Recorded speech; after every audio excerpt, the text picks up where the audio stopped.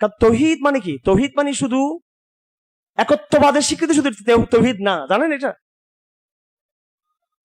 কোরআন শরীফের অন্য আয়াতের মধ্যে আছে, এক সময় কালিমা শাহাদাতের ঘোষণার জন্য আশহাদু, এটাও ওলামায়ে কেরামের কোন সময় বলেছেন যে এটাও যথেষ্ট না, বরং তাকে কুফরের প্রতি বারাত করতে হবে। কি করতে হবে? বারাত করতে হবে।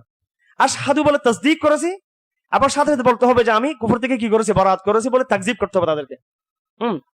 আমার এক ভাই এখানে আলহামদুলিল্লাহ আমাদের হাতে ইমান ইসলাম এনেছিল। ভাইটা বহুদিন মেডিকেলে পড়েছিল মর্গে।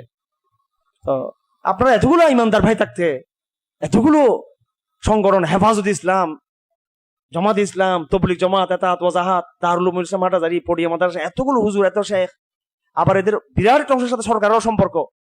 আমার এই মুসলিম ভাই কেন ওদের 2 মাস এখানে পড়েছিল, এটা আমি ক্ষমা করতে কষ্ট হয়ে যাচ্ছে আমার।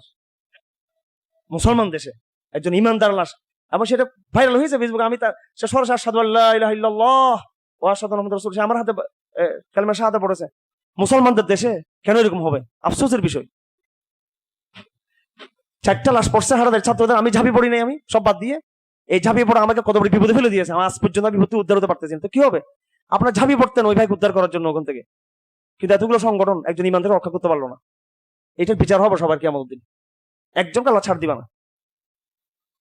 হ্যাঁ, যারা আপনারা কি করবেন? তরুণ প্রজন্ম যারা কিছু করে নাই, যারা দায়িত্বশীল, আমি তাদের কথা বলছি।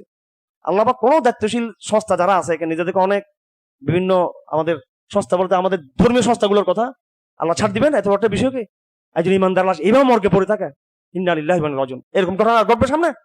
হ্যাঁ, ঘটবে না এরকম। আপনারা দায়িত্বশীল না থাকলে আরেকজন দায়িত্বশীল নিয়োগ করে আমির ঘোষণা করে আপনার কাজ চালিয়ে দেবেন। আপনারা সবসময় কাজ করবেন, যে কয়জন আছেন সাহসের সাথে কাজ করতে হবে।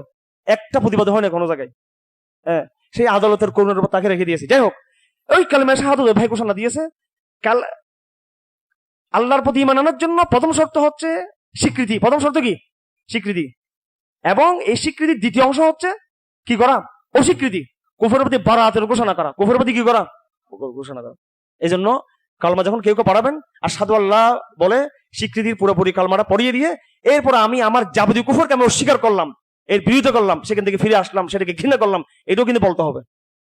আমি কারাগারে যাওয়ার আগে আরেকটা বোনকে, উচ্চশিক্ষিত এক বোনকে ইসলাম গ্রহণ করেছে। উনি আমাদের বাসায় আসছিলেন, বলেই ফেলি ইঞ্জিনিয়ারিং, একজন বড় ইঞ্জিনিয়ার, এক ভদ্র মহিলা। আপনাদের বোন আল্লাহ পাক তাকে এখন হেদায়েতের রাস্তা কাম রাখছেন, আলহামদুলিল্লাহ। আমার মেয়ে আজকে বললো যে তার সাথে আজকে হয়তো তার নাকি কথা হয়েছে। তাহলে আলহামদুলিল্লাহ, এরা এত উচ্চশিক্ষিত, এত এলিট পরিবারের মেয়ে হওয়া সত্ত্বেও সত্যের উপর তারা কি আছে? আলহামদুলিল্লাহ অটল আছে। আমি বিভিন্ন ভাই বোনদেরকে চিন্তা করতাম, সবাই অটল আছে কিনা, ইস্তেকামত আছে কিনা। আলহামদুলিল্লাহ সবাইকে কিন্তু কি ফিরে পাচ্ছে, সবাই আলহামদুলিল্লাহ ইস্তেকামত আছে। আপনাদের এই বোন একটা উচ্চ পরিবার থেকে, কিন্তু মেয়েরা কিন্তু ছেলেরা তো কোনো মতো পারে, কিন্তু মেয়েদের জন্য কি সহজ? হ্যাঁ, আরো এলিট পরিবারের মেয়েরা সব অনেক কঠিন ইমান, কিন্তু আলহামদুলিল্লাহ তারা ইমান এনেছে। এবং আজকে আমি 2 বছর কারাগারে ছিলাম, ইমানের উপর তারা অটল রয়েছে, এবং আলহামদুলিল্লাহ তারা দাওয়াতের কাজ করে যাচ্ছে তারা, আলহামদুলিল্লাহ। তো আলহামদুলিল্লাহ কারাগারে যখন ছিলাম তখন এই সমস্ত দাওয়াতের কাজগুলো আমাকে খুব কি যোগাইতো, সাহস যোগাইতো যে আলহামদুলিল্লাহ আমি এই কাজগুলো করে আসছি। একদম আমি অ্যারেস্ট হওয়ার 1 সপ্তাহ আগে ঘটনা বলছি যে ভদ্র মহিলার আমাদের পাশে আসছে এবং কালিমা শাহাদাত ঘোষণা, আশহাদু আল্লা ইলাহা ইল্লাল্লাহ এই ঘোষণা করছে। তো ওই দিন আমি বলে দিয়েছি আমার অন্যান্য যারা লেডিসরা ছিলেন আমাদের পরিবারের সবার উপস্থিতিতে। তো সেখানে বলছি আপনাকে সাথে সাথে কি করতে হবে? স্বীকৃতির পাশাপাশি কুফরের প্রতি অস্বীকৃতি, পূর্বের যে ধর্ম, পূর্বের যে না বিশ্বাস, কুফর, এটার প্রতি অস্বীকৃতি জানাতে হবে।